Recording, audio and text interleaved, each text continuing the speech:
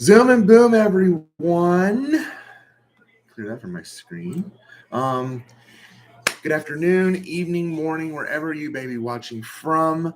I'm excited about today. I'm excited, even though it might warm me out by the end of the day. For the first time, at least that I can recall in the history of my channel, 3 streams, 1 day. This is gonna be a ride. This is gonna be fun. I'm Spiky Dash. Welcome. So basically, just kind of set the stage. This stream is going to be just recapping this past weekend for me that I had at Whinny City Pony Con 2023 in Schaumburg. I know when I was at the convention, I did the little preview stream and kind of the recap of the first day, and I really didn't do much at the con. It's usually what ends up happening is because I'm so busy at the con, I don't do more after the fact. I apologize for that. But we're recapping it all here in this first stream and a little teaser at the end. Yes, I will be announcing, as I had planned to do, the theme for my next Parody project after Thorax and Crystal's completed. To those of you all that have listened to the songs in that set or listening to it, thank you. I know that with my last few sets, the numbers have not been as great as I had hoped, although recently they are going up, which is very nice to see. In fact, my Zip set, which was the set prior to Thorax and Chrysalis, had just surpassed 200 plays across all the singles last night. So thank you for that. I appreciate that very, very much. And I'm just so glad that you're all enjoying those parodies that I put out from these sets. So this first stream will be that, and then later today, 2 more streams coming at 3:00 Eastern time. Adjust that for your time zone accordingly. We will have live USFL locked and loaded commentary for the game between the New Orleans Breakers and the Memphis Showboats. I'm really looking forward to that matchup. 2 very, very good teams in this league. The Showboats, the hottest team in the league right now, 5 straight wins after an 0-3 start.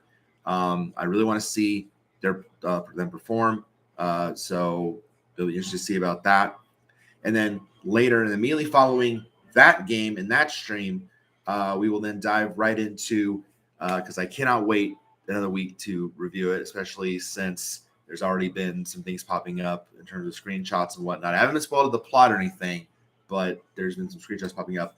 I will react to Chapter 4 of My Little Pony Make Your Mark. I'm so excited to get to watch that because I've heard nothing but incredible things about it ever since it premiered on Tuesday. So I really need to dive in and see that first hoof and see what the excitement's all about. Now, to be fair, if you also watch Tell Your Tale, which is kind of the sidekick series, if you will, the last episode for that kind of gave us a lead in as to what we were expecting potentially for Chapter 4. So just keep our eye on that. Also, before I dive into this, you can tell shout outs to the back-to-back ECHL champion Florida Everblades. I have a title to celebrate this year for once after one of the probably the craptastic year of sports that I've had thus far. They got the job done last night, swept the top team in the league. I think had the best regular season record in ECHL history in the Idaho Steelheads. Swept them in 4 games. Only lost 6 games all postseason. So congrats to the Everblades, their entire staff, players, coaches, Swampy the mascot, everybody. Congrats on another amazing season. It is very hard to go back-to-back in any league, and so I'm just so proud of the Everblades for another championship. All right, so Whinny City. For me, this is, and I've said this, I know I sound like a broken record when I say this, because I've always tend to say this multiple times. it's my quote unquote Super Bowl. It is the one convention a year that, at IRL I want to attend, that I definitely try to attend. It's because really it's the only one that is closest to me that feasibly I can make happen because I can get the time off, finance wise. I usually get like a big payout right before Whinny City, early in the year, so that goes toward it. So I try to make this my one, at least my one. I've said this on here too many a times, and I appreciate people coming up to me and saying, "Hey, you should do more conventions. Hey, come to Ponyville Cider Fest, come to TrotCon, come to what have you." And I would love to do that. Don't get me wrong.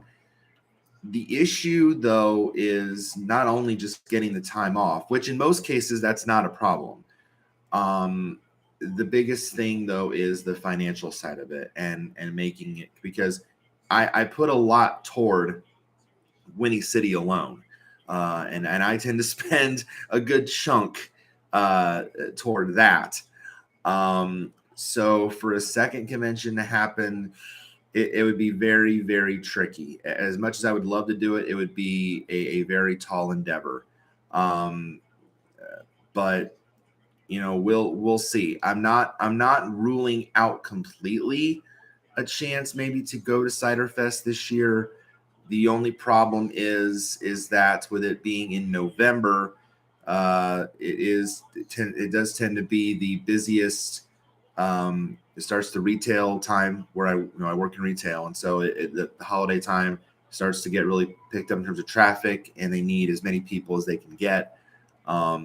So that's always a challenge. So not only that, but again, the financial side. So those really are the two big factors, kind of, I wouldn't say standing in the way, but at least being an obstacle to me potentially getting to Cider Fest. So, yeah, we'll see what happens. We'll see when the packages and the prices come up. We'll see what happens. If I can make it happen, it's gravy. It's great. If not, then I look forward to 2024 next year. So that's really the long and short of it. But I appreciate everyone's thoughts on that. This past weekend, like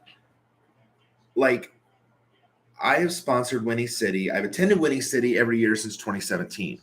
I have sponsored every Whinny City since 18, because I enjoy the perks of it. I have stayed at the Hyatt where the convention is being held for the last 2 years, 2022 and this year, and I enjoy that as well. And it's just like it wouldn't be the same for me if I didn't sponsor it, because I want to show the convention how much I'm supporting it, and I want to be like as involved as I possibly can. But I know that sometimes that's just not possible because I have to do some of the events, like if I'm part of a panel, which I was this year, which I'll get to. Sponsor events, what have you, anything else that happens. You have to be, yes, I make a schedule plan going into the weekend, but at the same time, it is always ever changing and very fluid. I can't tell you how much black ink, like Sharpie, is on my original schedule. Okay, well, actually, I could probably show you. Give me a minute. Oh, by the way, this was something neat I did too. This actually is a book, a photo book that I did, chronicling the last two Whinny Cities. I have my pictures from 17 to 19 stored on a DVD disc, and I figured, okay, I'd do a more physical form for the last 2 years. So all the pictures I took from last year and this year are on this little book here, and I wrote in there that Whinny City Memories. But actually, that picture was the last picture I took this year. It was the picture that I took right before I started the drive back home. So I figured that'd be kind of fitting as the opening pick. but then these are all that I've done over the last few years. It was really cool that they can do it like in this like 3-picture format of all the pictures I've taken the last few years. So that was cool. But I figured I have that sitting here on my desk on my office. Figured, now I didn't show that off. All right. So here was the con book. These are always well designed and well done. But look, just look at all, not just my notes, all the black ink, all the changes that I had to make throughout the weekend because I had to do so many different changes. So your plan has to be very, very fluid throughout the weekend because you never know what might come up. You never know what might have to change. So yes, have a plan, but at the same time, be prepared to adapt and on the fly and change things if need be. That's basically one of my big advices for those that go to a convention or whether it be Whinny City or anything else. Be prepared, but also be ready to change at a moment's notice. The drive this year, so last year what I did was, because I went by myself last year, because Nate and Sarah, you guys have seen in many videos on his channel, and occasionally Sarah makes an appearance. They didn't go last year. They didn't go in the first year back because originally they were supposed to in 20. We were all supposed to in 2020 before the world got flipped upside down because of the pandemic. But I kept my sponsorship and rolled over to 2022, and the con returned.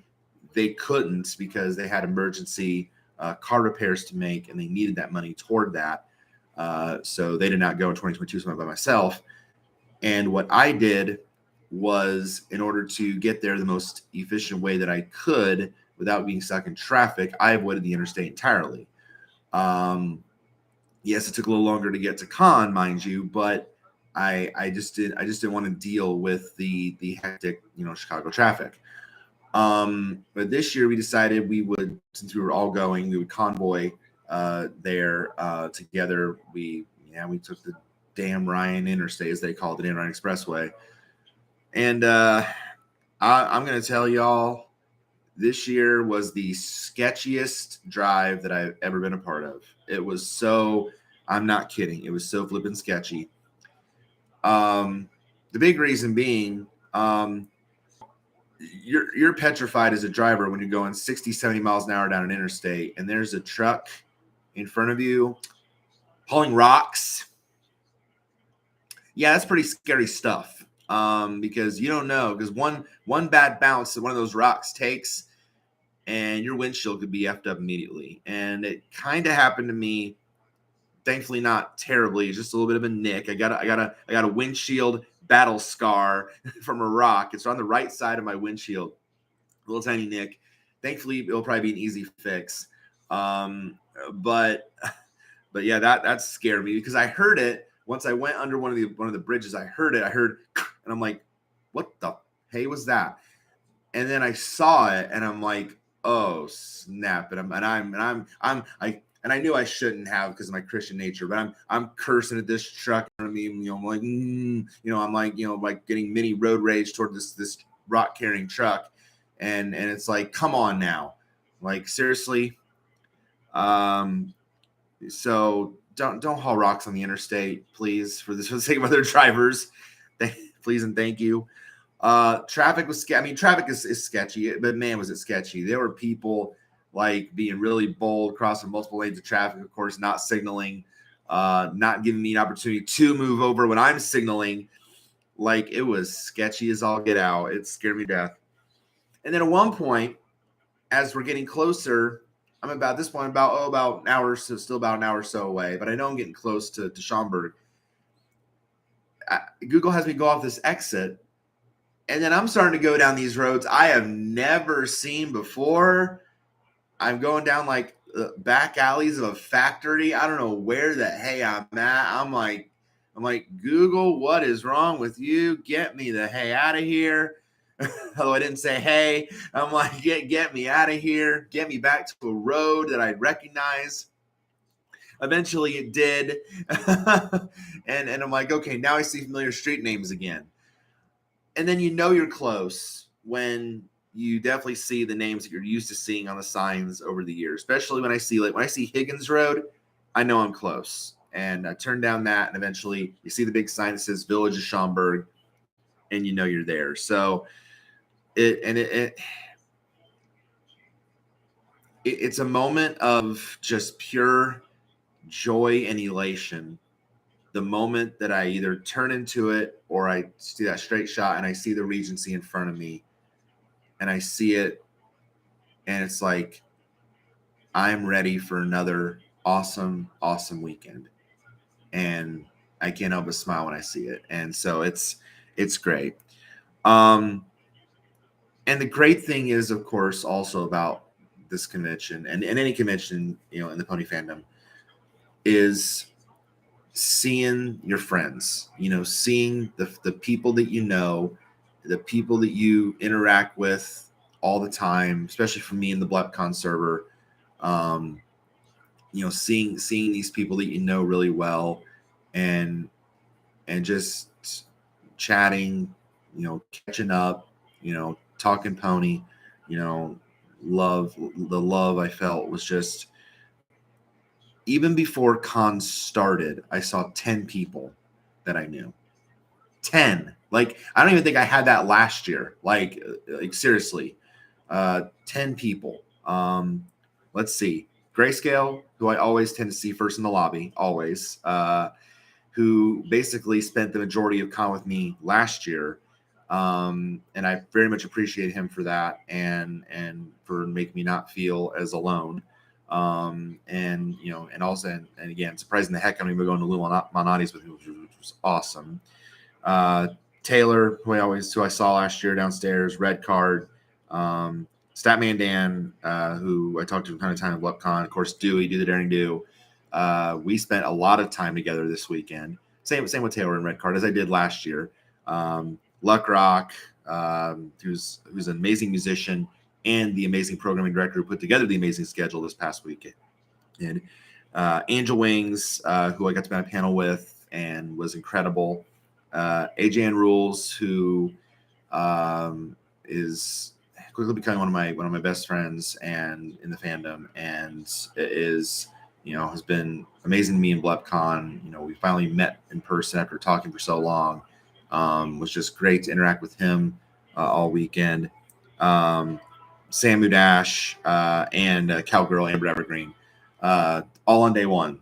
So I already I'm like, oh my gosh, I'm seeing everybody I know, and it was day 0. It was Thursday. So wow. So I knew right then and there it was going to be a pretty good weekend. So then once I got checked in, which thankfully again was smooth, check-in process went great.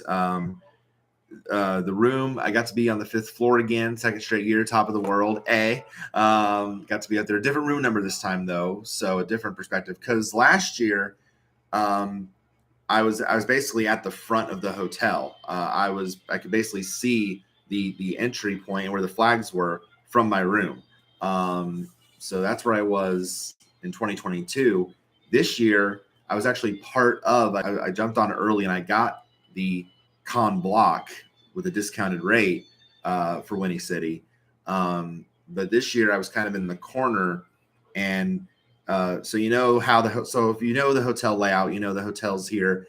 CityWorks is on. Okay, let's say CityWorks is on this side, and then the more upscale Perry Steakhouse and Grill is on the opposite side.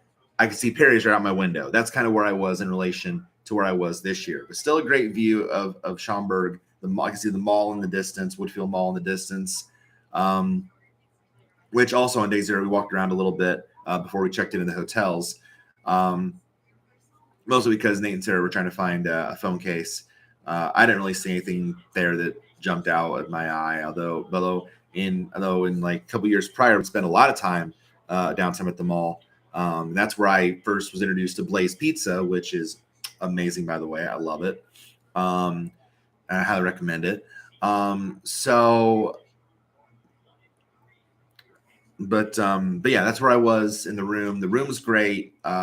Staying at the Hyatt is incredible. The service is always great. The rooms are nice.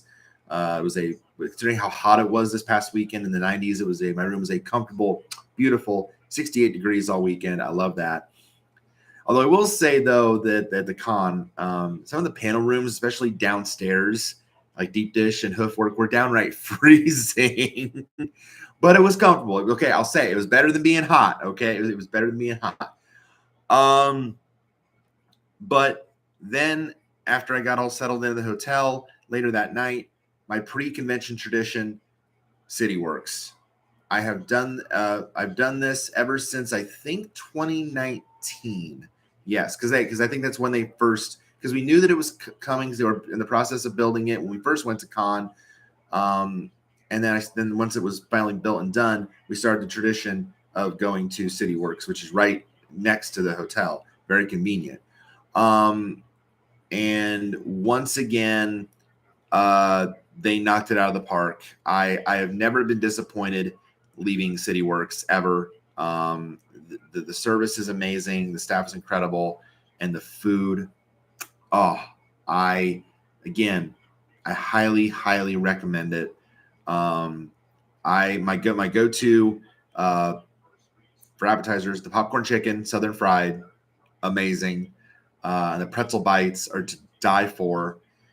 And then I got the fish and chips, which for the past few years, the fish has not been great. I'll say it was kind of flat to me.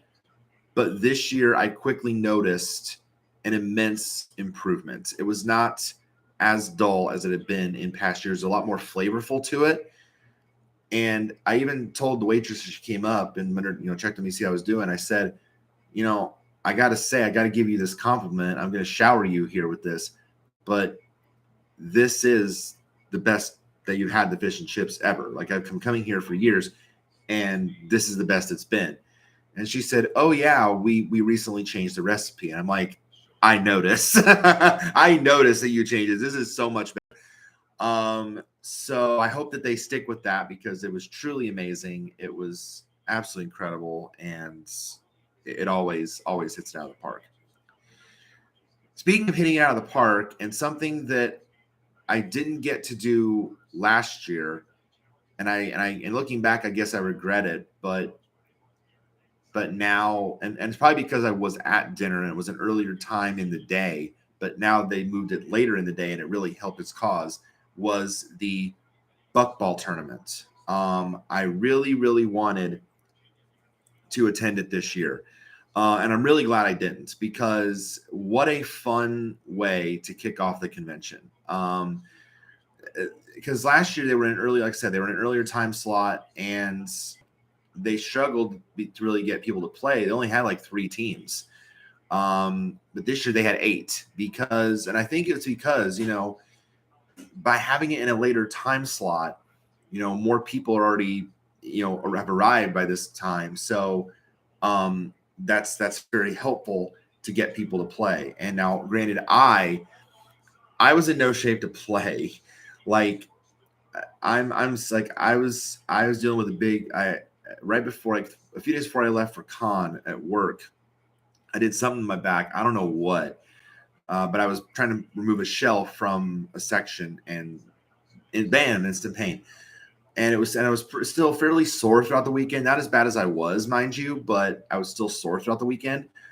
I'm still kind of dealing with it. This is probably the best I've felt since that Sunday that it happened.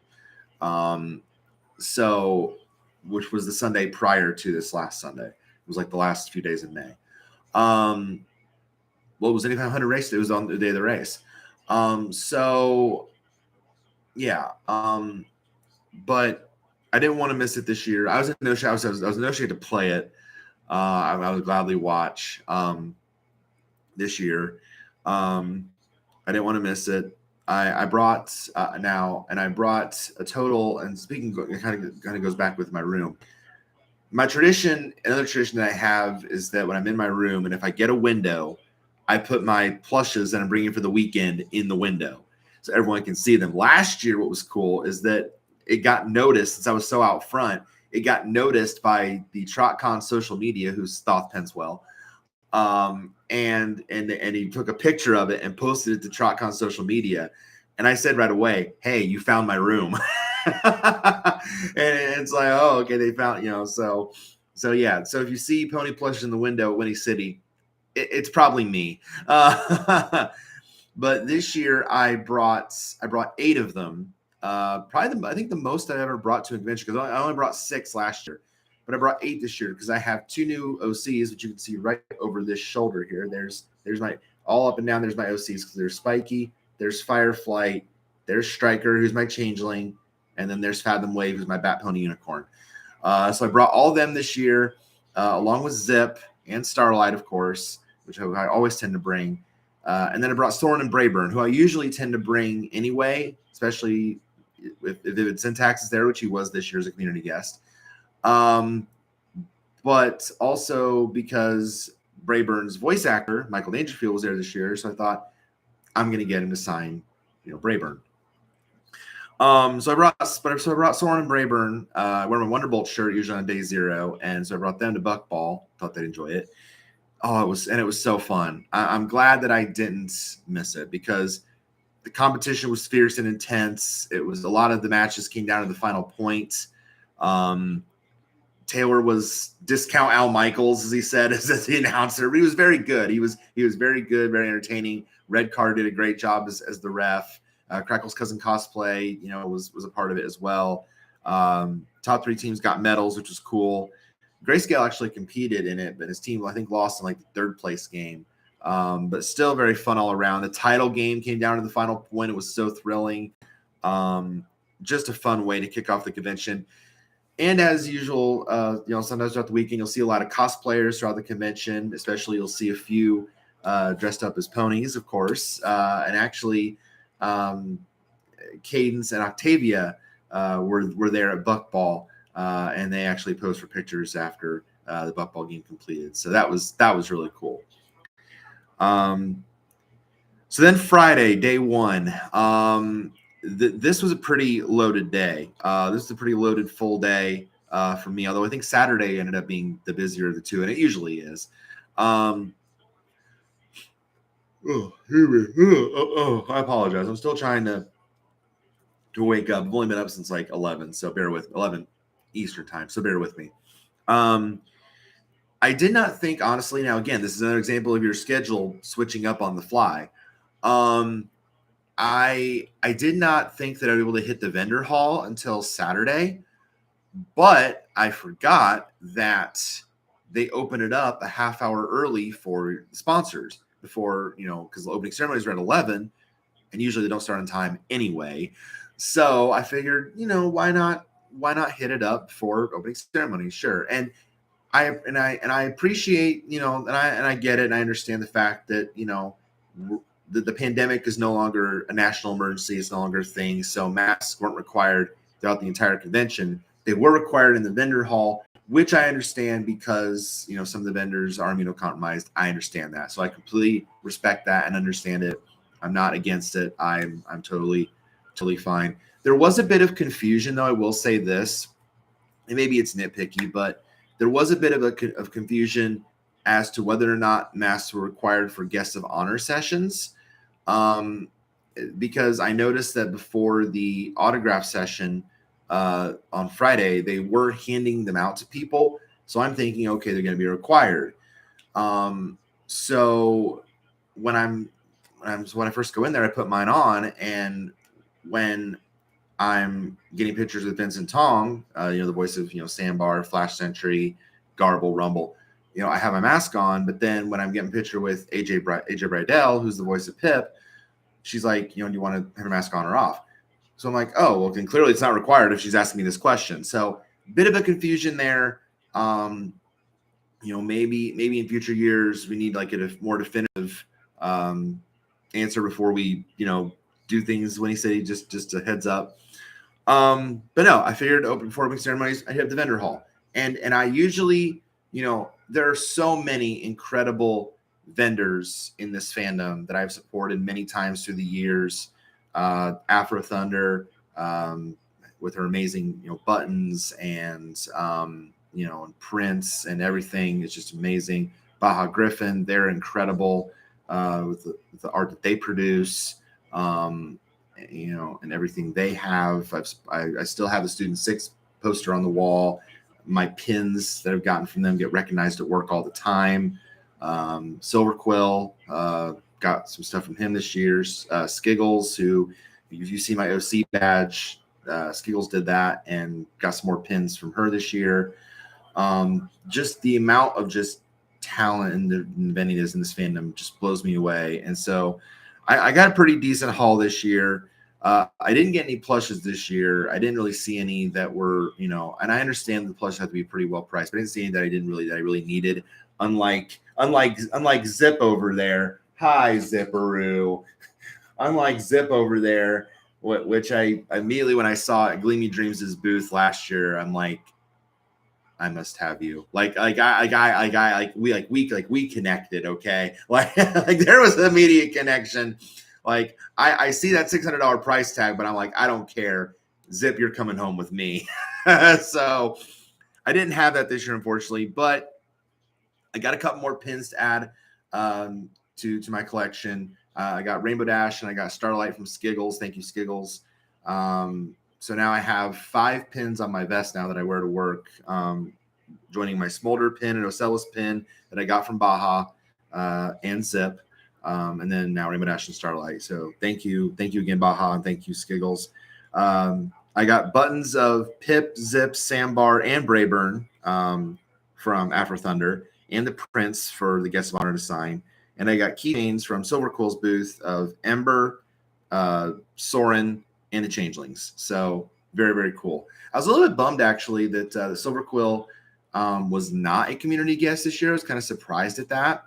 But the reason is because there was a hang-up on his application to be a community guest, and he couldn't get it and didn't get it in time. He got it to be a vendor, but not a community guest. But he was actually still very involved in a lot of panels throughout the weekend, which was still really cool. And I've always been a fan of Silver Quill and his work. So thank you, Silver, for all that. The opening ceremonies kicked things off. And I really, and I'm glad that, and again, I will say it again, the themes that they picked for these conventions are incredible. The tropical theme was very cool, and especially fit with the weather outside of how hot it was. But it was a great theme. I loved it all weekend. It was just fun. AJ Bridal, her first ever pony convention. She being the voice, of course, of Pip, Petals from G5. And, just like what Jenna Warren got at her first Whinny City, the first convention last year for Sunny, she got a very nice standing ovation, as I wanted her to get. And Jenna, I know Jenna got very emotional. And I actually, and I mentioned that to AJ. I said, at the sponsor dinner, I said, I wanted you to get a really nice ovation for your first convention, like we did for Jenna last year. And she said, "Oh yeah," and I got emotional too. I mean, I couldn't really tell because we saw that Jenna was crying with all the emotion. I didn't see it in AJ's face, but I'm glad that she told me that and let me know that it was also a powerful moment for her as well. And Vincent and Michael also got very nice ovations, as they should. I will say this about Charlie and Michelle: they know how to pick guests of honor. Like I rarely have been disappointed. I don't even know if I've been ever disappointed in the roster that they put together for the guests of honor. I might have been I look at the names and maybe at first I'm skeptical, but to be fair, by the end of the weekend, it's oh, these people are cool. They did, Charlie and Michelle, bravo, well done. You picked a good group again. I don't know if anything will be able to top 2019. That honestly is my favorite group. And it's not just because I won the guest of honor badges. Stop. All right, it kind of is. But and the fact that I play Pictionary on stage with them. And win. But no. It blows me away the work that Charlie and Michelle do to put this convention together and all the volunteers and everything. And they do a very good job picking the guests of honor. So by the end of the weekend, Even though I didn't really get to spend a whole lot of time with them this weekend, as like in years past. I think the only time I spent with them was the sponsor dinner, and playing and competing on stage with them.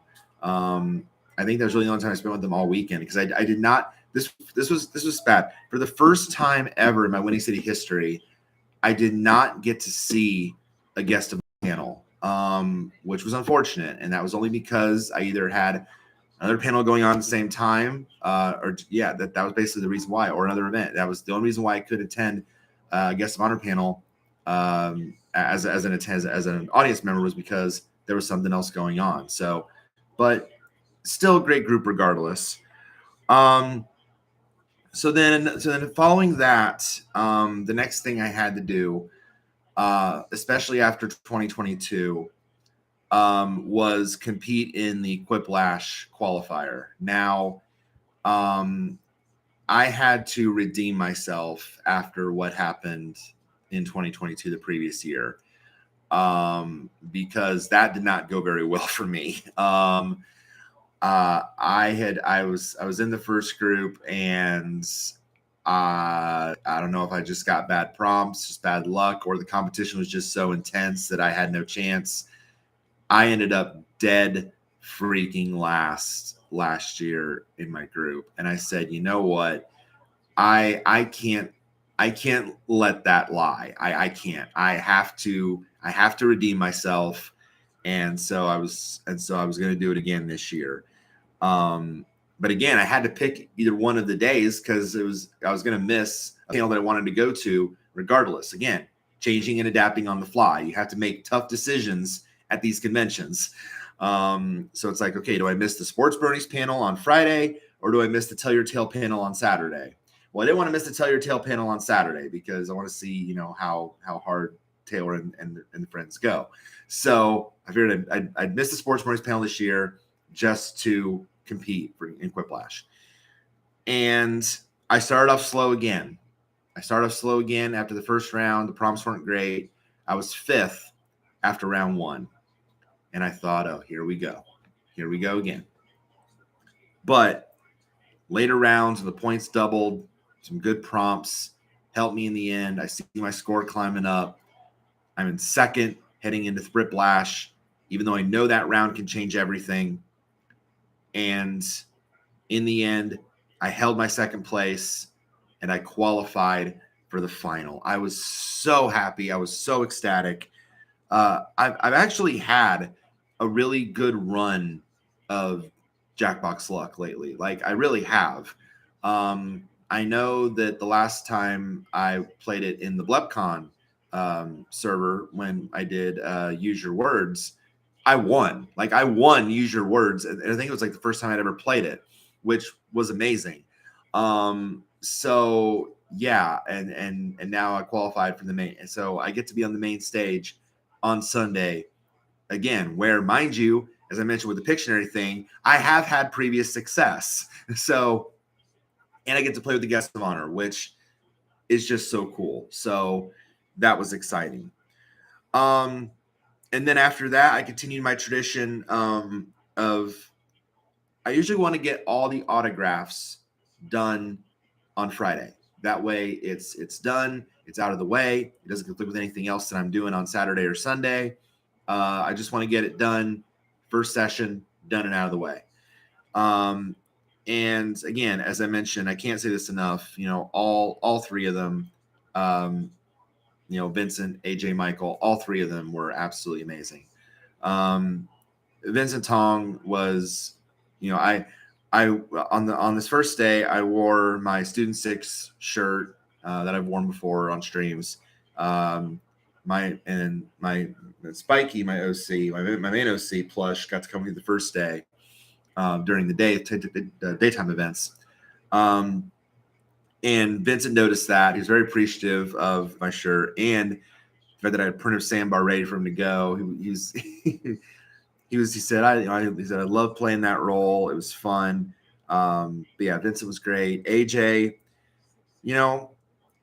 I'll say this, like, yes, I'm a Zip fanatic, but but Pip is growing on me. You know, she's and AJ understood and respected that fact. She gets it. You know, she gets that. You know, compared to the two, most people I think are probably going to lean towards Zip, but she gets it. But she was such a sweetheart throughout the entire weekend. Like she really was. She reminded me a lot of, you know, Jenna, Rebecca Soichet, Kelly Sheridan. You know, she was kind of in that same vein of you know, ones that I had interacted with and sat with at sponsor dinners in previous con years. So that was just awesome. And the cool thing about Michael Dangerfield, who voices Brayburn, you know, he always, you know, he always asks where you're from, you know, and what kind of thing, how far did you travel? And I mentioned I was from Indiana, and he's like, I know Indiana well. I've spent time there, and I'm like, wow, small world. But he mentioned he spent time in Southern Indiana, kind of around the Evansville area. And he went to college at Murray State University, which is in Kentucky. I'm like, oh yeah, I know Murray State, absolutely.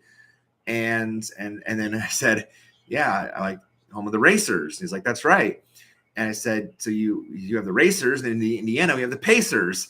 So it was a nice little banner between us. But yeah, Michael was great. So yeah, all three of them were absolutely great to interact with. Just absolute great people, and just very, very fun to interact with. So got that done on Friday. Then after that, another Friday tradition for me is Portillo's. You got to have it once. You got to have it once during con. Okay, at least in my humble opinion, you got to have Portillo's once. It's absolutely incredible. It's always great. I got it delivered. Although weird funny story with this one. Okay, because last year, when I got it delivered to my room, it was actually to my room. Like it was actually brought up to my room, and I, you know, and ate my room, whatever. And I usually always get the chicken tenders and fries, because the tenders are huge, by the way. They're like this. They're huge. They're massive, but they're amazing. And so, but it was actually brought to my room. This year, I had to literally go in to the Grubhub thing and change my room numbers, since I was not in the same room as I was last year. But so I'm tracking it, and I'm seeing when it comes in. And then I get this picture on my phone, and my stuff's downstairs in the lobby. And I'm like, why isn't that brought to my room? So I had to literally go out of my room, go downstairs, hope that someone didn't swipe my lunch in the lobby. Thankfully, they didn't. And then I got it and went back up to the room and ate. So, so yeah, that was wild. But Portillo's is always great. The food's great. It's awesome. And it was just a nice refreshment to, you know, the 6-2-1. It's a thing. Okay. At a con, I will say it's 6 hours of sleep, 2 showers if you're able to, but I usually just do the one in the morning and one meal, you know, or 2 meals, 1 shower. It can vary from person to person, but like, yeah, I at least do 1 meal, maybe breakfast in the mornings, and then take the shower. And I can't, if this con taught me anything, I can function on 6-7 hours of sleep. I can. I don't like to, mind you. I usually try to get 8-9 hours, sometimes 10. But this con taught me, no, I can somewhat function on 6 to 7 hours of sleep. So it is possible. But no, Portillo's, I can always say good things about them. They're great. Then I went to a panel about with Taylor and Charlie, and so many others, about, if you want to be a community guest and kind of how the process works. And that was kind of a light bulb moment for me, because of the fact that I had applied to be a community guest in 2022, but I got denied. I got passed over. But now going to that panel, I kind of understand why I did. Don't get me wrong. Like initially, I was upset a little bit. I was a little hurt. I was like, what was it going to take? What do I have to do? I've kind of shown how much I love this con and this community, and and what have you, and the fandom. Like, what do I have to do? And I think the biggest thing is that I learned, I took away from from the panel, is that I'm not really at the, I want to say, like, outreach / supporter level that I need to be at. I only have 150, 170 some subs on YouTube. I only followed by 2 people on Pony FM. I don't really have the outreach to where the majority of people in the community would know who I am. And that's really what Charlie said. When they look at these people in the con book, we want them to know. We want them to know who they are. We don't want someone to go, who. So, and immediately the light bulb went off my head, and I thought, bam, that's why I got rejected, because I'm sure that not everybody knows who I am. So I get it, but hopefully, and everyone has told me, just keep being as involved as you can. Your time will come. They keep giving me that encouragement, which I very much appreciate. That encouragement. You just keep on doing what you're doing, and if I get more involved, promote myself, promote my content, as I always tend to do on Twitter, on Discord, wherever, Mastodon, wherever, then hopefully that time will come, and that's really all I can hope for down the line. So that's what I'm hoping for. So then after that, I went to the tent where Buckball was held on the Thursday. The Sleepy Bean Pavilion, as it's officially called, the quote unquote wedding tent. And I met most of the community guests, and I got a lot of their signatures. Now, granted, I already knew a lot of these folks, but it's always nice. It's always nice to get these folks' signatures and chat with them. There you go. There's all the community guests. I got the majority of them. I just missed getting Brink and Keyframe. I didn't see Nevi in there at all, or Sophie. But I got AC Race Best. I got Argo Demon, Jay Holler. I didn't see Gleamy in there either. Luximus, who is working on an illustration for me, actually, working on a commission for me.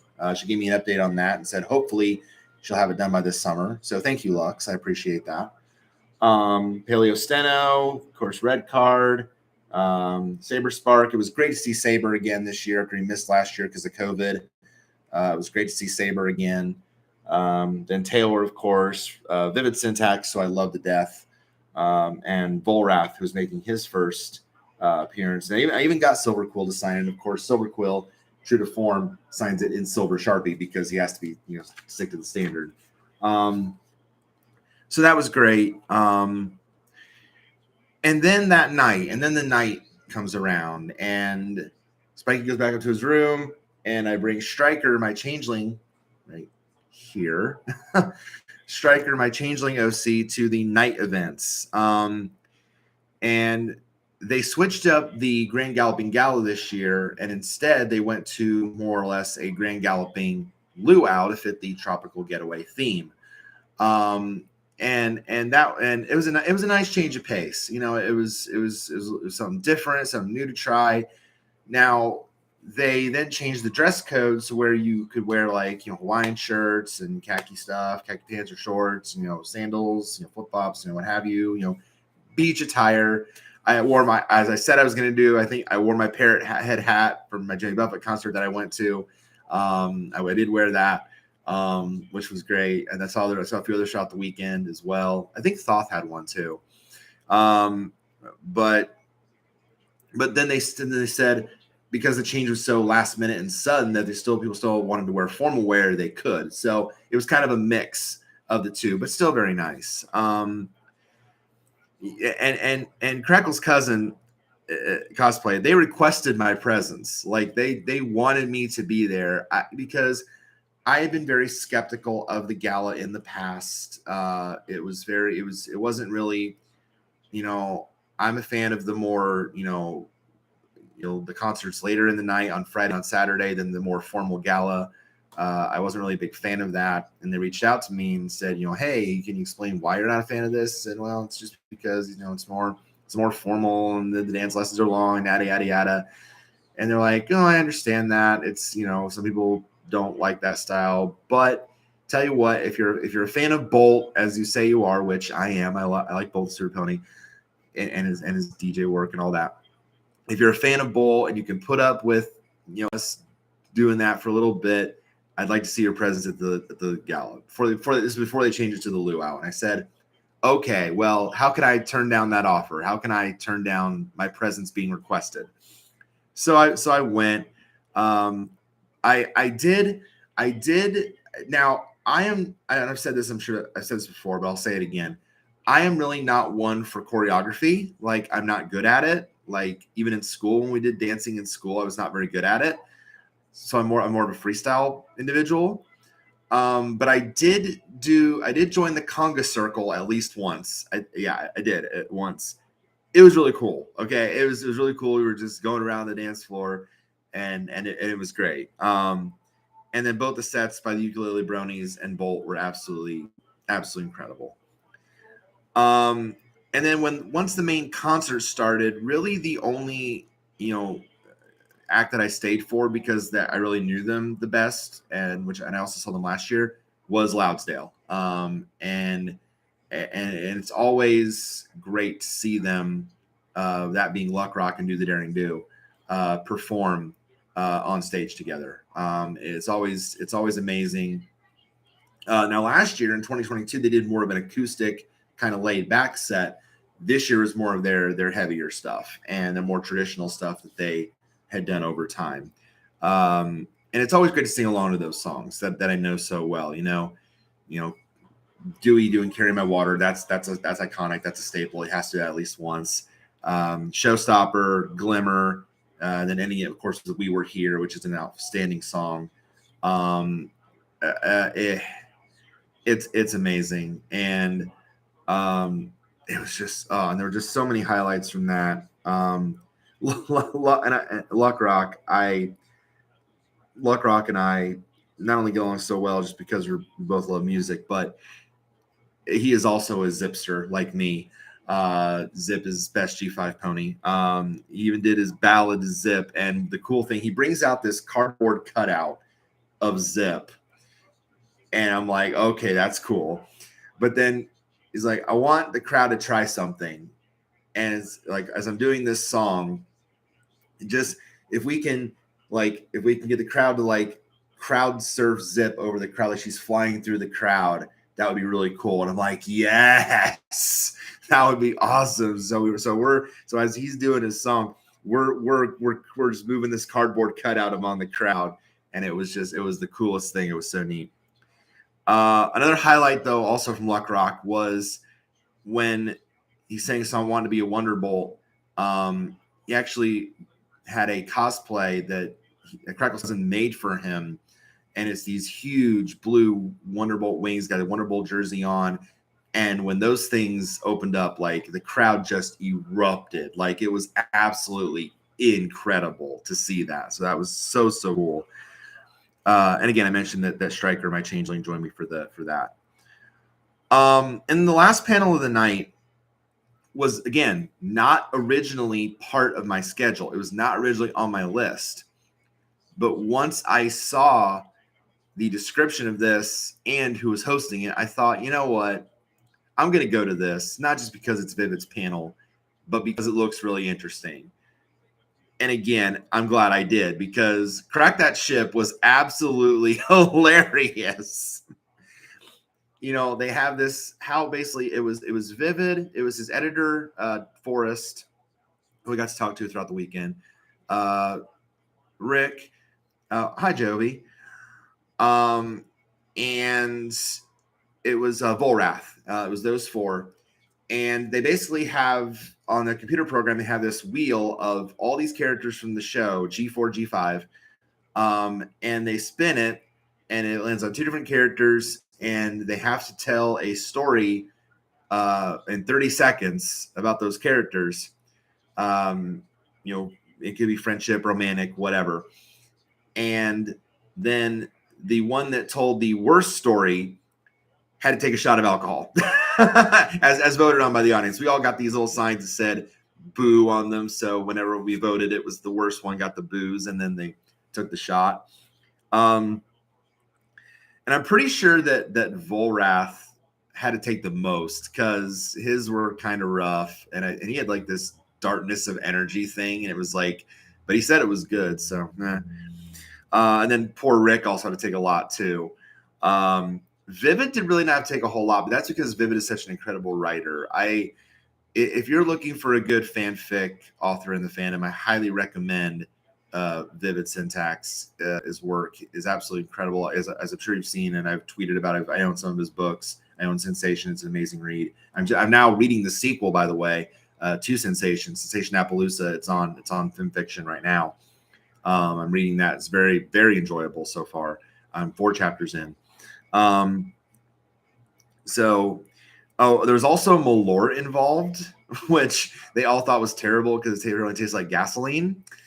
So yeah, that was fun, but it was very entertaining. It was definitely interesting. Glad I attended that panel. But the highlight was getting a shirt from Vivid with Soren and Brayburn on it, and I didn't really own anything, Sorburn aside from my plushes until that I could wear. So like, you know what? And I thought, you know what? That not only is this a sign that I need to get Soren and Brayburn more involved this weekend, but I think I'm going to wear this shirt on the main stage on Sunday when I play Quiplash, just for a little good luck, a little good luck, charm. So I tweeted at Vivid to say, I think I'm going to wear this shirt on Sunday. And he's like, oh my gosh, I'd love to see that on the stage on Sunday. I'm like, well, you will. So keep that in mind. But we're getting ahead of ourselves. Before we get into what happened on Sunday, we got to talk about Saturday. And Saturday usually is the busiest day for me. And that was the day where during the day, I wore my Zip shirt with my Zip plush that I had mentioned. And then during the night, Fathom, right there, my Bat Pony Unicorn OC, was there on the was there during the nights for the concert. Yes, Jovi, I do know that. Do not spoil me. I've not seen anything. No spoilers. I've not seen anything. Because I've had zero time to watch any of it. So yeah, don't spoil it for me. So I had breakfast that morning. The hotel breakfast actually is not that bad. The hotel breakfast is not bad. Plus, I needed fuel for a panel that I was doing later in the day, another Jackbox game that I was playing for my first time called Talking Points. So yeah, it is a little pricey at the hotel. Don't get me wrong, but they actually have these like breakfast bowls, like these, and I had a really good egg and potato bowl, really good, with some, some caffeine in me and whatnot. Kit Kat bar, get fueled up for the day. It was great. Okay, good. You had no intention of doing so. Thank you. I appreciate that. I appreciate that very much. So since I didn't need to do the Quiplash qualifier on Saturday, since I'd already qualified for the final on Sunday, that allowed me then to attend the Tell Your Tale panel that Saturday morning with Taylor and a lot of friends on stage. Dewey was up there. Silver Quill was up there. Let's see. Red Card, I think, was up. Yeah, Red Card was up there. Thoth was up there. So yeah, just a lot of well-known folks in the fandom. First time actually that he'd been able to do that panel, Taylor, on the main stage at main events. So that was really, really cool that he was able to get that on the main stage. So it was really fitting that, I wore my Zip shirt and had my Zip plush around because, for Tell Your Tale. Watched a good smattering of episodes. Of course, Tell Your Tale is just, it's so fun. It's a fun sidekick series for Make Your Mark, 5 little 5-minute episodes. But it's also canon to Make Your Mark because there's some stuff in there that eventually they do bring characters over from Make Your Mark into Tell Your Tale. So you kind of have to watch both in order to sometimes know what's going on. So Analysis was awesome to hear. Plus, a really cool thing though, because Red Card runs Cartoon Night in the BlupCon server on Wednesday nights, and he'll also do these commercial spots during the event. Well, he also brought some to the between Tell Your Tale episodes. So that was really cool to see those on that screen as well. So that was great. And some of them were classic, and we're all dying laughing and singing along with them, and yes, and all that stuff. So that was really cool. But no, it was a fun panel. I went to it. Then shortly before my panel, I met the Friday musicians in the tent back at Sleepy Bean Pavilion. Forever Free Bernie signed my con book. Dewey did. Bolt, of course, all of them are amazing. Great. But the highlight there was I got Luck Rock to sign my Zip plush. And I wanted him to do it, and of course, anytime, and this always happens to me, anytime someone usually wants me to them to sign my plush, they're like, "Are you sure?" Like, yes, that's why I'm bringing it to you. Like, yeah, I don't mind it. Like, I want you to sign it. And but no, I was glad that he did. I was honored that he would do so, because we both love Zip so much, and it was great. So I was very, very glad that Luck Rock was willing to do that. So I had to. But then one of the big highlights of the weekend for me, being on my second panel ever. And again, I cannot say this enough. I cannot thank AJN Rules enough for inviting me to be a part of this panel, because it was just so much fun to be a part of. For context and retrospective, I hosted my first panel at Whinny City back in 2019, which, by the way, if you want to watch it back, it's still on the Whinny City Facebook page. It's still under their videos. You can still watch it. It's still on there. The panel that Nate and I did on 180 Changing Character Perspectives back in 2019 is still on there. But this time I got to be a part of a Jackbox panel with AJ, with Angel Wings, with Taylor, which I got to tell you, and I always say this, Taylor has been nothing but an outstanding person and friend to me ever since I knew of him in the fandom, ever since I knew he was the Starlight guy, ever since he invited me to the BlupCon server. I am immensely grateful and thankful for that, because it connected me more to the fandom than I'd ever felt before. And then finally getting to meet him last year, and then to now being on a panel with him, like, it makes me emotional. I cannot thank Taylor enough for all that he has done for me. Like, truly. So that was great. I got to be up there with Dewey on a panel, Dashu, Eli Wood Sane, like, just an outstanding group of people. And this was my first time playing Talking Points, playing it, not just being as a spectator in the audience. Like, I'd seen it at previous Jackbox, game nights and BlupCon and what have you, and other Jackbox events, but I never actually played it before. And so, like, I at least kind of knew what it was. Like, it's kind of like, basically, it's a kind of like a PowerPoint presentation. You're talking about a topic, and you're sticking to that topic, but you're being given these random images by your assistant. And the more that you're engaged, the more you stay on topic, the more what goes on, the better your speech is, the more points you get. And in the end, yeah. And like I said, I finished second. My first time playing Talking Points. My Jackbox luck continued. I finished second in this game, right between Dewey and Taylor. I could not believe it. And that gave me really more confidence heading into Sunday with Quiplash on Sunday. So that really gave me, and even Taylor and I said that. I said, Taylor said, that must give you confidence going into Sunday. I said, you know what, it really does. But yeah, first time I had been on a panel alongside folks that I had admired at Whinny City and other cons for so many years. It was such a blessing to be a part of. So again, thank you, AJ, for inviting me to that. Thank you to Angel Wings and Taylor and Dewey and Dashu for being so outstanding on that panel. It was an absolute blast. And I really hope that I get invited on to more in future events. After that, another tradition of mine, Hooves Line. I always go to Hooves Line as anyway. It is absolutely hilarious, no matter who's up there on stage. But this year it was AC Race Best, Saber Spark, Silver Quill, and Keyframe. And just, I laughed pretty hard. Granted, there's an event later in the night where I laughed a lot harder, but I was pretty much laughing at numerous moments throughout Hooves Line. Just amazing skits, games, kept the audience in stitches. It was so great. I always love Hooves Line. Always entertaining.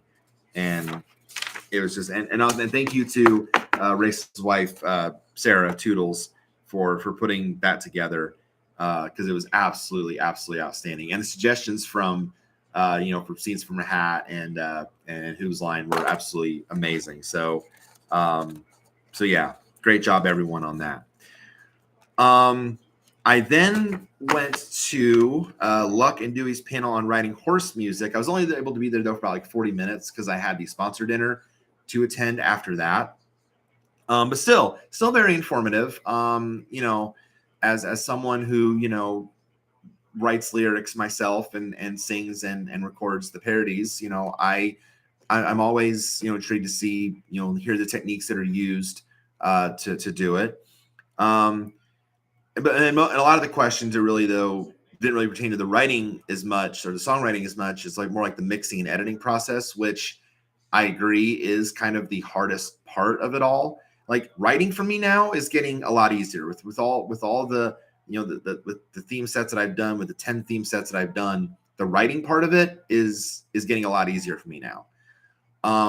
It's the editing and the recording that is always seems to be the trickiest, because you got to make sure that everything sounds right. You got to put your things in there that make it sound crisp and better, and make sure that you get it. Not every song is going to be a one-take wonder, as I have found out sometimes. Sometimes I've had to do up to 4 takes just to get a song right. So yeah, it's an endeavor, but it's always fun, and it was nice to hear that stuff.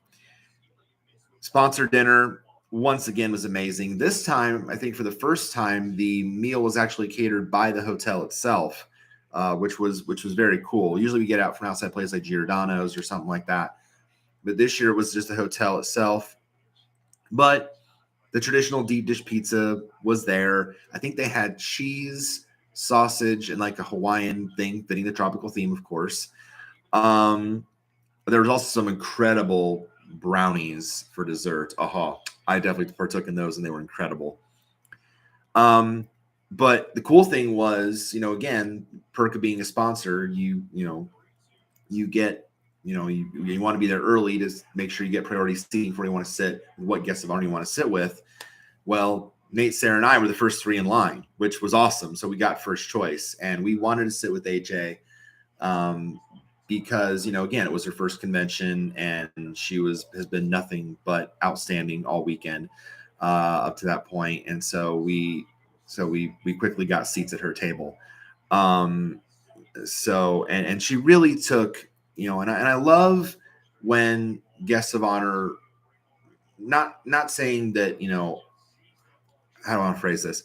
Not saying that like they don't, like guests of honor don't take a vested interest in the attendees, but I noticed that AJ definitely took a vested, genuine interest in all of our stories at the table. Like she really did.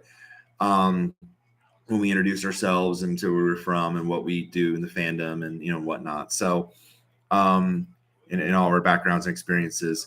And then we get to chat more with someone actually I know from Twitter, another friend, Dan, aka Zargos, who's from Massachusetts.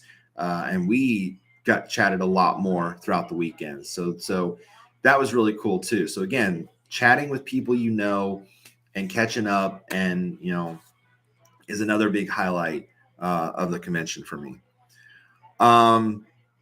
Something I did for the very first time that I hope they bring back to Whinny Cities is the Pony Plush Meetup. I had seen this done at other conventions before, but Whinny, I don't think had ever done it until this year. And I gotta say, it was a very cool thing. I got to bring all my OCs down there, and oh, it was so cool. And they were like I lost count, but there were like hundreds of plushes in the photo that we took, on in front of the stage, in the tent, and it was just so cool. And like my 4 OCs are like right in the middle of the photo, and like actually some of my favorites are like surrounding them, which is really cool. Like there was an Ocellus plush near there. There was a Zip plush above my OCs. Like I think there was a Starlight plush above as well. So like, oh, this was so perfect. Like all my favorites are above near my OCs. So that was just like it just made it all the more perfect. So that was awesome. After we took pictures, we got our plushes back, and some of us we got to share stories about how we got them, how they how they came to be, how we came up with with them and whatnot. Striker, right here, my big boy changeling, he got a lot of attention throughout the weekend. I'm very glad of that. I'm really glad that that people tended to really like the changelings. I saw a lot of people as changeling fans. So that was really cool, especially after I'd done my changeling parody set. So that was really cool to see. Some asked about Fathom Wave as well, my Bat Pony Unicorn. So that was really cool too. My 2 newer OCs. I'm always thrilled to share my stories. I'm always thrilled to share my stories of how I come up with my OCs. So that was really cool. But then the main concert, the main baseball of Saturday night, and Fathom got to come with me on that and experience that for the first time. I'm pretty sure by the end of the night, his head was pretty sore because of all the head banging. It was heavy. Okay, the Saturday night concert goes hard, and as I found out last year when I went really too hard, and my legs were dead tired by the end of the night, I learned my lesson. I didn't jump as much this year, but I got to see Kano and Thrak for the first time. I'd heard of them before, but I'd never seen them. They were outstanding. Of course, Forever Free Brony, who I saw last year, and Melody Brony again. Always a pleasure to see them perform. They're just both so incredible, incredible artists. So, again, I love the music in this fandom, not just because I'm creating content now myself, but the talent in this fandom is just absolutely incredible, and I just love it. I did still need plenty of hydration. I did get water at least once during the night. Hydration is magic. Remember that. But yeah, I was just so tired from Melody Brony's set that like I couldn't stay. I wanted to stay for Evershade, but I knew that at that point the concert was gonna go a lot harder than it already had because it was the DJ sets. So I'm like, yeah, I don't think I can stay for Evershade this year. So I left. Plus, if I knew if I stayed, I wouldn't have any energy left for Quiplash on the main stage on Sunday. But I did go to 2 more panels. I did decide to go to 2 more panels after Melody Brony's set. I went to Bad Fanfic Reading, which that was definitely funny. That was like with Jay Holler, Argo Demon, a lot of other fanfic writers. Bad stories basically got changed to make them something more interesting. And some actually tried to do the character voices when they read it, and that was kind of hilarious too. So that was funny. But the funniest, and one that I hope gets to come back because I have not died laughing at a panel like this in quite some time, was My Little Match Game. I'm just laughing just thinking about it because holy cow. Like Taylor hosted it, and then panels for Michelle, Charlie, Dewey, Nevi, Red Card, Gobi Raptor, and Safi. It was just absolutely hilarious. it was one of the highlights for me of the entire weekend. At one point, Taylor is beside himself, sitting at the front of the stage, like, because he was given these somewhat, because this is an 18 plus panel, so there's going to be some raunchy answers, and then one of them gets up there, and God bless Charlie, and Charlie goes, "What are you asking my wife for, Taylor?" And we all in the whole room is dead. It is gone. We are all dying. We're almost falling out of our chairs. Like it is absolutely. And then Taylor just sits down in front of the stage, head in his hands, and we're just all dying and wondering if he's all right. And it's like, oh my gosh. And Race and Saber got to play and take part. And it was hilarious. I really hope that panel comes back, because it was so flippin' funny. All right. Sunday, final day. Always the hardest, but you want to end the convention on a strong note. And I definitely think I did this year. Now, originally, this day was supposed to be the day I wore my Starlight shirt and I brought Starlight around. And I feel bad now that I didn't, because when I bring a shirt or a plush to the con, I want them to experience something at least once during the con.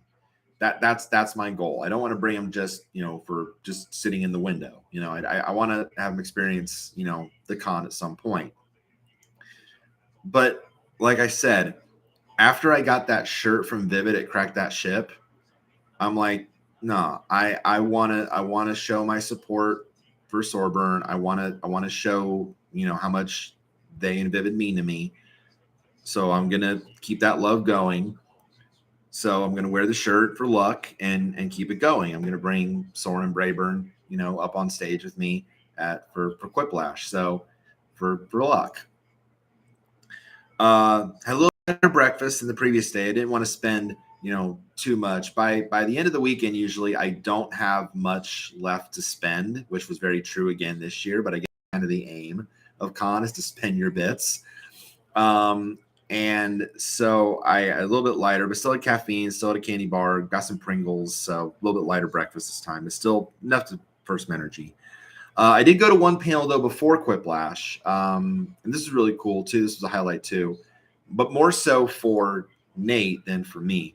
By the way, if you're curious why Nate and Sarah are not with me in these streams this weekend, that is because Special Olympic Summer Games is going on in Terre Haute this weekend. So that is where they are at. Nate and my buddy Matt, who you've seen, are competing this weekend. So good luck to them in that. Just in case you're wondering why they're not here on these streams with me, that's why. But yeah, it was more a big thing for Nate because this panel, Making Your Mark in the Pony Fandom, which was hosted by Taylor, Red Card, and Dewey, absolutely outstanding. The three of them got to share their stories of how they got into the fandom, of how their first conventions, how they grew over time, got more involved. It was outstanding. And then a few of us in the audience got to share our stories, and Nate got to share his story last. And I'm glad that he had the confidence to finally, share that story with an audience. We obviously know the story because it happened and we were there. But for Nate to finally, share that story was a really cool moment and a proud moment for me, because really it was myself, Matt, and Matt's ex Erica that really got Nate into the fandom. The TLDR short story of that is that we had always been talking about the episodes, because I've been in the fandom since 2012. So yeah, 11 years. I can't believe it myself. Almost as long as I've been at my job. But we would always, whenever we were together, in Matt's truck, going to the ISU games or something, or Special Olympics, what have you, we would always talk about the latest My Little Pony episodes, what was going on. And Nate always felt so left out. And he's like, pony this, pony that, Pony song. What are y'all talking about? Why are you talking about a show that's for little girls? Like what is wrong with y'all? You guys are crazy. And we keep egging him on. We keep telling him, dude, watch it once. Watch one episode. I promise you, you will find something in the show that you enjoy. You will find something that will stick. I promise you. And finally he broke down one night and he said, okay, I will get on Netflix. I will watch one episode. I will watch the first episode. But after that, I'm probably going to give up on it. He even said, I will not be one of y'all. I will not be a brony ever, da-da-da-da-da. Famous last words.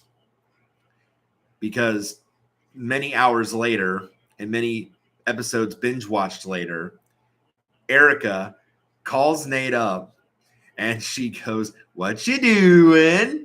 And Nate's like, shut up. You know exactly what I'm doing. I'm still watching the pony show.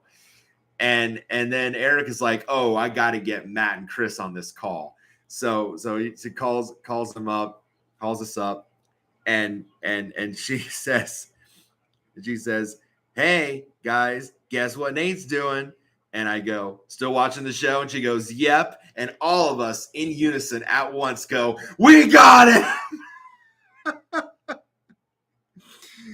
And it is one of the highlights of my life because I knew that it would stick. I knew that he would find something enjoyable in it, and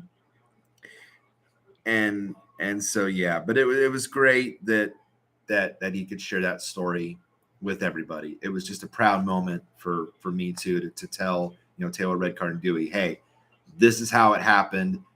This is what 28 years of friendship has shown. Like this is how it can work out. So that was really cool.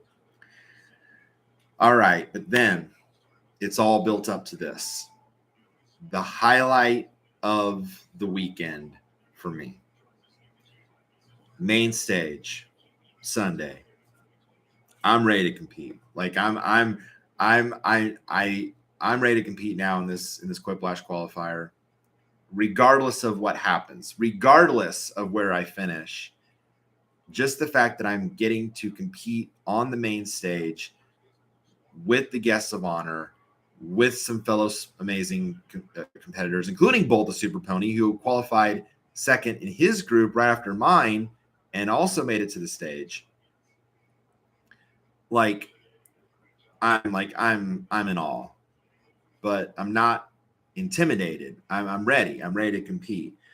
So I watched the first group compete, and we called this one Little AJ because they're sitting next to AJ Burdell, and they win the first group, and it gives me confidence that okay, the guests of honor, they can be defeated. They can be bested at this. I'm like, because normally, especially last year, the guests of honor, like I think it was Raquel Belmonte, blew everybody out at Quiplash. Like seriously, she blew everybody away.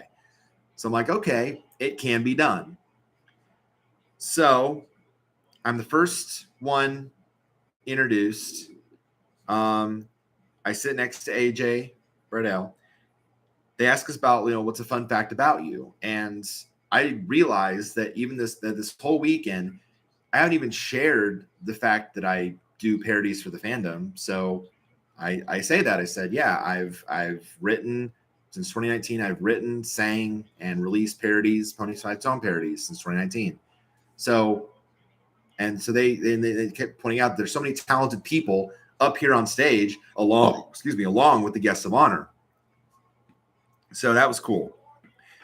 So then my fellow competitors were up there. Bolt, Dashy was up there again, which Dashy was already in my original qualifier group. And he was very close to winning that first qualifier.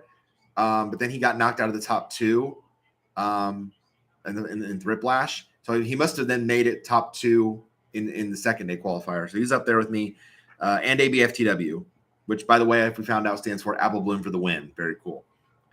So now it's game on. Quiplash is all about really luck of the draw. It is about what prompt you get and how you answer it. And you need to not only be funny, but be aware of your audience. And being a parodist and creating content, I know that because it's about, getting your content toward the audience that's going to like it. So a lot of my answers, I themed around the fact, okay, I'm at a pony convention. They're going to be more pony themed. So I went with that. I rolled with that for a lot of these prompts. There are a few that I'm like, oh boy, what am I going to do with this? But I try to just keep it as that as possible. And it works. The crowd really is kind of gravitating toward my answers. After round 1, I'm in second. Cool. Good start. Not bad at all. That's a good place to be. And I think I was right behind Bolt. I think either Bolt was ahead or AJ was ahead. I think AJ was ahead after round 1. It was AJ and then me, and then I think Bolt was third. Yes. Surprisingly, Michael and Vincent did not do very well. I was surprised, especially Vincent, because Vincent is very funny. I was surprised that he struggled as much as he did. I think he came dead last. But yeah, I was surprised. So then round 2, points doubled. I win both my prompts. I get the majority of the vote, and I slide into first by a decent amount, but still not comfortable enough to know that Thriplash can change everything, because it can, and I've seen it done. I have actually come back from low in the game with a Thriplash to win a game of Quiplash. I'm serious. So it can happen. And then I get kind of nervous because at one point, like, I'm already nervous enough, the fact that I'm barely holding on to a lead heading into the final round. But then it gets then I see my prompt. I'm like, okay, I'm pretty confident in this. I'm pretty confident in my answer. But then at one point, there's a no answer. And I think it happened to Brenda, I think. Yeah, it happened to Brenda Hickey. And someone gets a 6,000 as a result of that no answer. And it's like, oh, that could change things. But I wasn't for sure until the end. The round ends, and it's like, can we get a drum roll to see who wins this thing? We're all drum rolling the table, and those final scores come up, and I'm in first. I won Quiplash on the main stage, and I believe I had more points than the first winner. So actually, I won the entire freaking weekend of Quiplash, because I had over 9. Because all right, I'll do the joke. Over 9,000 points.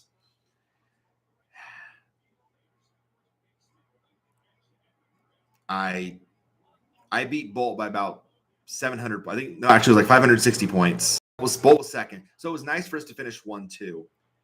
AJ finished third as the top guest of honor. Yeah, Vincent Presley came in last. I think Michael was 7th. I think Dashu was 6th. But yeah. So I raise my arms in triumph. I get a big cheer from the crowd. It gets posted to the BlepCon server. I got a broha from AJ. That was cool. I got love from Bolt, my fellow competitors. GGs are given around as we walk off stage. I'm pretty sure that I'm going to make both Red Card's vlog and AC Race Best vlog, because I got interviewed by Taylor and Red Card after. What blows my mind now is that, like, I have so much success when I'm on the main stage. This is now 2 events that I've been a part of on the main stage that I've won. I won Pictionary in 2019 when I was the last person up and to beat M.A. Larson's team and won it with that. And now winning Quiplash. I don't know what it is. I don't know. You tell me. You tell me. I don't know. I don't know what it is. I don't know if I'm just that good or what. I don't know. But it's pretty freaking cool when you can say at a convention, oh yeah, I was funnier than 4 people who spent time on the show. Like, wow.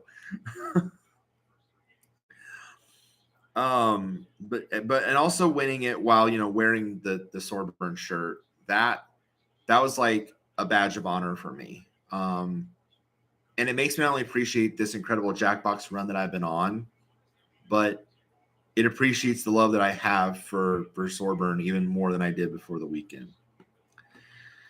So coming down from the high of that, convention story time. That's a panel that I went to last year for the first time, and I really, really enjoyed. That's where I got to share a story last year of how I won the guest of honor badges in 2019 at the charity auction. But that was awesome. Taylor was a part of it. Luck Rock, Brink. Brink, by the way, was a first-time community guest. Congrats to Brink. I should say that. Congrats to Brink. But yeah, and so many others shared so many stories about different experiences at cons. There's always plenty of stories to tell, like I'm doing in this stream. Yeah, there's just so many great stories to tell. But the funniest thing, the highlight of this panel, which is absolutely funny, Luck Rock comes up with this, as Luck Rock is wont to do, come with these brilliant ideas. Luck Rock comes up with this brilliant idea because at one point, Dewey and Valen leave the panel to go meet AJ Bradell because they hadn't been able to do it all week because they've been so super busy, which I understand. So they go to the autograph session on Sunday to meet AJ, and they're gone for quite some time. And we don't even know if they're going to make it back for the end of the panel at 3. And Luck Rock's like about a half hour beforehand before the panel ends. He's like, when they come back, like if they come back in the room, let's all just get up and walk out. All of us. It has to be all of us or it doesn't work. Everybody has to be on board with this. Everybody. All of us get up and just walk out like the panel's over. So it worked to perfection. Like it could not have gone any better. Like as soon as we see Dewey and Nevi come back in the door and start to sit down, they get up, we get up, and we walk out the door. The room, and Dewey's like, wait, is it over? And like, what we miss? And it's like, okay, that's good. And then we're still out there, and then briefly, are they gonna come back in? And then we hear like a white little please. And then Luck Rock's like, okay, that's enough. Let's go back in. And so we go back in, and Dewey and Nevi are dying laughing, and it was so great. And the dude was like, first off, rude. But then second off, that was absolutely amazing. You guys pulled that off. So yeah, it was great. And then the panel finished, and it was great. To hear the stories was awesome. Just great panel all around. Then before the charity auction, I spent a bit of time in the sponsor lounge. Very nice perk of being a sponsor, being in the sponsor lounge. I didn't spend as much time in the sponsor lounge this year as I did last year, mostly because I was probably so busy. But no, when I do, it's a nice perk to have. It's fully stocked with snacks and drinks, and you can sit down, relax for a bit and watch pony episodes. And that's exactly what we did. And I think it was Gen 4 on the screen this time around. But yeah, it was nice. It's always nice, a nice perk to have. Then came the charity auction. Now we had a new charity this year. Last year we did half of we raised a record $16,000, and half of that went to Worthwhile Events, who runs the Con Insider Fest, and the other half went to the Trevor Project. Well, this year the charity was About Face Theater, which is a group that does puts on performances and helps the LGBTQIA plus community. And this it continues to blow away every year. It continues to just how generous this fandom is, shines brightly every year. We broke our own record. We raised over $18,000 for About Face Theater. I'm always blown away by what we're able to do at even at a smaller convention. Like we know with Whinny City, we're not one of the bigger conventions. We know this. We don't get the numbers that Everfree does or TrotCon does or even Babs Con. we understand that. But the fact that we're able to raise that much with the attendance that we have is totally mind blowing. And I even got to contribute. I had not, now, full disclosure, I had not planned on spending toward the charity auction. I guess that's maybe the way it always goes, because by the end of the weekend, I don't have much left to spend. But I still got my credit card, which I don't want to raise up too high because I just tend to get that. I'm working on getting that down a lot. And so I figured if I see, I'll keep my eye. If I see something that stands out, I'll go for it. Well, sure enough, Vivid Syntax, God bless him, gets on stage and he says, will do, to whoever wins this, I will do a commission fanfic for you of any two characters from either G4 or G5, whatever, that you want in your story. And for every $10, it'll be one word for every $10 raised. And I'm like, wow, okay, that's interesting. But then my first thought was, though, how high is this going to go? Because I didn't want it to get too astronomical, because I figured this would go really high. And so I'm just kind of, okay, feeling the things out, hearing the numbers go up and up, and I'm like, okay, hang on. So it gets to 250, and I'm like, and I don't know if I'm going to do it or not. But then I hear the numbers start going down, and people are starting to drop out. And I'm like, okay, now it's kind of more in my ballpark range. Because Vivid's like, okay, I need to be saved here. I'm going down. I need to be saved with less words. So then it gets to 200, and my hand shoots up. And immediately I get pointed out, and because Taylor's doing on the mic at this point, but then Vivid still has his mic, and he's like, wait, is that Spiky out there? And I go, yes. Are you going to save me? Yes. I win it for $200. I'm so happy I did. So now I'm going to get a 20,000 word story from Vivid. And I'm going to do, and it's going to be my two favorite ponies from Gen 4 and Gen 5. It's going to be a friendship adventure between Starlight and Zip. I'm really looking forward to what Vivid's going to come up with for this. I'm already a big fan of his work, but I can't wait to see what this is going to bring. And of course, he gave me a big hug after I paid for it up there, which was very appreciative. Then closing ceremonies happened, which is always, emotional and tough, but I didn't cry. I'm getting better. I've only cried twice during closing ceremonies. 2017 at my first Whinny City, and 2022 at the return last year, just because they were both so emotional. So yeah, I've only cried twice. I'm getting better. Doesn't mean that it still doesn't sting and it's over, but I'm getting better at not crying. Con's attendance went up from last year. We had about 540 some last year, I think. We were up to 611 this year, so very cool. So we increased our attendance. We raised the record for charity. It was a great weekend overall. To close out, we had another big tradition of ours, our post-convention dinner at Lou Malnati's, which is always amazing. They always do an outstanding job there. Nate was with me this year. Sarah, AJ joined us this year. AJ and Rules, and Grayscale joined us again this year, which was awesome. I appreciate them both so much for coming with and for interacting with me through the weekend and just being a part of all of it. I'm forever grateful.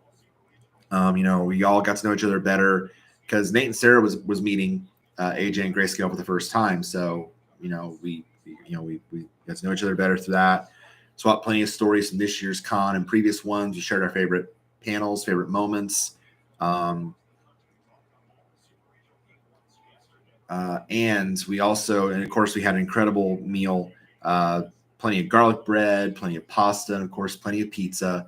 I did my thin crust again, my pepperoni mushroom thin crust that I had from last year, it was beautiful. The garlic bread was great. it was just, it's an outstanding capper to the weekend to do that. So yeah, it was great. So as Nate and Sarah began their drive home and I said my goodbyes to them, I headed back to the hotel with AJN and Grayscale, because I this year was the first time I decided to stay one more night. I stayed one more night, before my drive back began on Monday. I didn't want to rush back home. I think I'm going to do that from here on out, because it gives me a chance really to say goodbye to everybody, to have longer goodbyes with people, and to help some people, load up and whatnot. So I think I'm going to do that from here on out. I tried to watch this post-con stream on Twitch with Nevi and some other Nevi and Dewey and some other people. Thoth was in there, but the stream was kind of lagging compared to the audio, especially once I started playing Jackbox, because my phone being the audience was well ahead of the stream, so it was kind of hard to keep up with. So I chilled for the rest of the night. I watched ridiculousness on TV. I cuddled with Soren and Brayburn with my plushes. So some of you might saw the picture I took before bed. So yeah, I just did that and chilled the rest of the night. And then Monday, final goodbyes, to Noteworthy, Grayscale, Cowgirl, Amber Evergreen.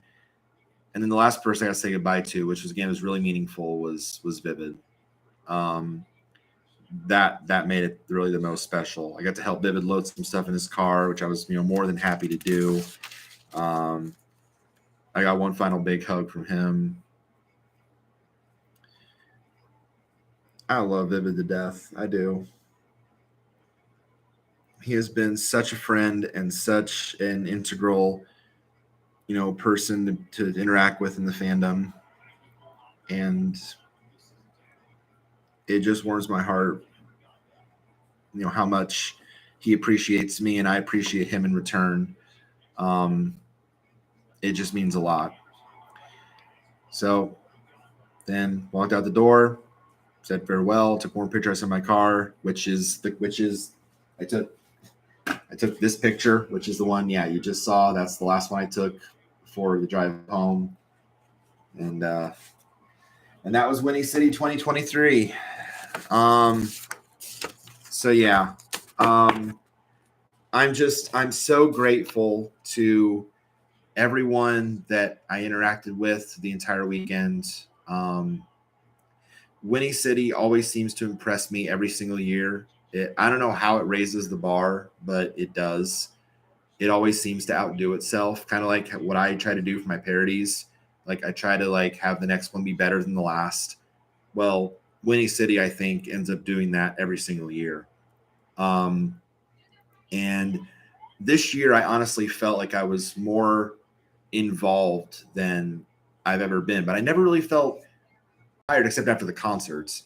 But I wasn't dog tired. I wasn't dead tired. I was involved, but I wasn't dead tired. But it was just such a joy to, be invited and part of a panel with people that you have admired from afar for so long. That was amazing.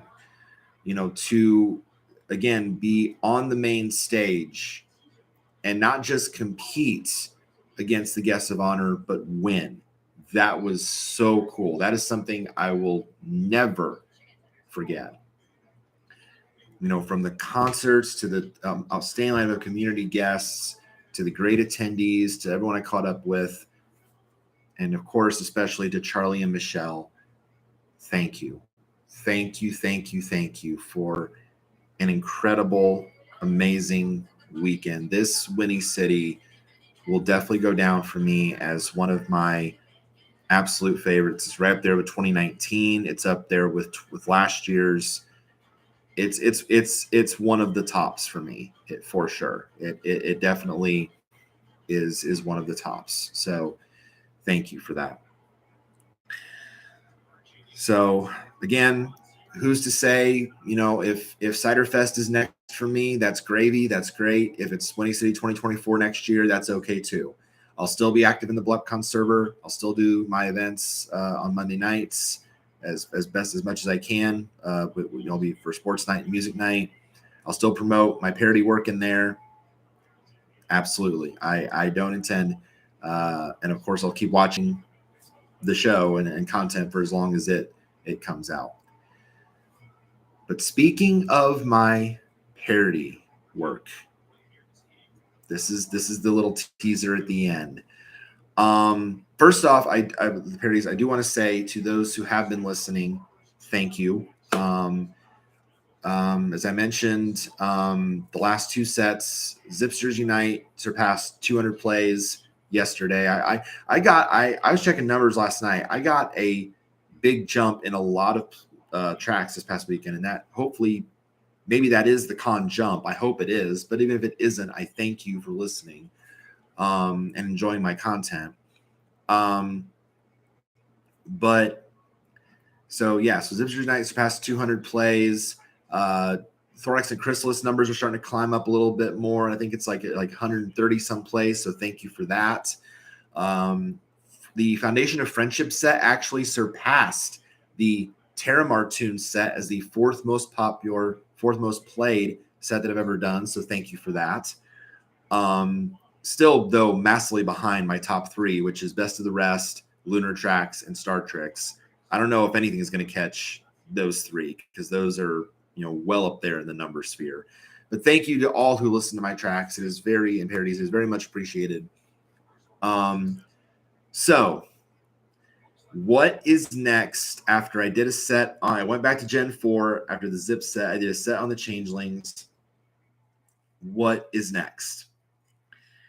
Well, again, I mentioned about how a schedule can change on the fly and how you have to be ready to adapt at any time. Well, it's kind of in the same vein here.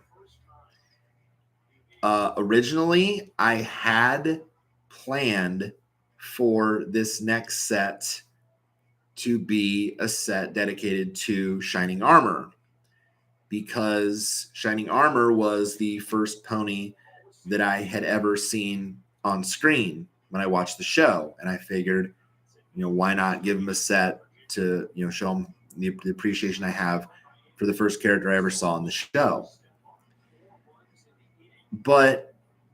And I did have some ideas in mind. But again, as the con weekend went on and time went on, and I got the shirt from Vivid and I won Quiplash, it quickly became apparent that the theme of this 11th parody set needed to change. So I am very proud to announce that the 11th parody set for me will be themed around Schaumburg. These two deserve their own set. I cannot say it enough how much of an impact Vivid and these two had on me this past weekend. I cannot say it enough. By the way, there's Michael's signature on Brayburn's flank. There you go. If you can see it. There you go. There's Michael. And Vivid had already signed these at a prior convention. In fact, they were the first plushes he ever signed, which made me feel all the more special. But yeah, I felt like after this weekend happened, I said, you know what? I know I had the Shining Armor idea, and it might still come at a later time. But after the fun I had this weekend and after the impact that Schaumburg had on me, these two deserve a set. So they're going to get it. The tentative title is Schaumburg Serendipity Parodies of Love. That is the tentative title. And I am so, I think right now at the moment I have I have 14 tracks planned, I think, plus 2 bonus. Let me check my notes just to make sure. I don't want to get this wrong. Yeah, it's 14 tracks plus 2 bonus tracks. There you go. Yeah, it's 14 bonus tracks, or 14 regular tracks plus 2 bonus, so 16 altogether. I've got some really good ideas for this set. So I am very much looking forward to this. The only reason I'm still sticking around with doing G4 is because when I did the zip set at first, it didn't do as well as I'd hoped. It's starting to pick up steam now, which again I appreciate very much. But I'm gonna wait to do a G5 one until after this set. And if you've also noticed a lot of my reactions to Make Your Mark, you might not be surprised to the next G5 set I'm going to dedicate a set towards. Hint, hint. But I'm so thrilled to be doing a set for these two. I'm looking forward to getting the writing process started, really, getting out, listening to the songs I'm going to parody for it and get an idea of what I'm going to do. And then hopefully having a set just as good as some of my previous works. So I love you guys. Mwah. Mwah. I love you. I love you both so much. So yeah. But I think that is it for this stream. Thank you to those who tuned in. Thank you, Joey, for chatting for a little bit. Thank you for those who do tune in. And Whinny City, just thank you. I cannot say it enough. Thank you so much for, to everyone who's a part of it, all the staff, all the volunteers, Royal Guard, everybody, security, everybody who has a role. AV team crushed it this year again with the lighting and the stage. Amazing. Luck Rock with the programming, Koa with the music. Everybody did a great job. Thank you, Whinny City, for an outstanding year. Stick around to the channel. Again, this is just stream 1 of 3. This on Triple Stream Saturday. This is just the first. This is the first little taste. Coming up here in about an hour or so, 3 p.m. Eastern Time, live, locked and loaded, USFL, the New Orleans Breakers against the Memphis Showboats. It should be an outstanding game. I look forward to commentating on it. See you there for some football at 3 p.m. Eastern. And then later tonight, immediately following that, is my reaction to my Spiky Reacts to Make Your Mark Chapter 4. It should be a great time. See y'all for football, for those that are coming at 3. And for the rest of you, see you for Make Your Mark later tonight. Take care of yourselves. God bless.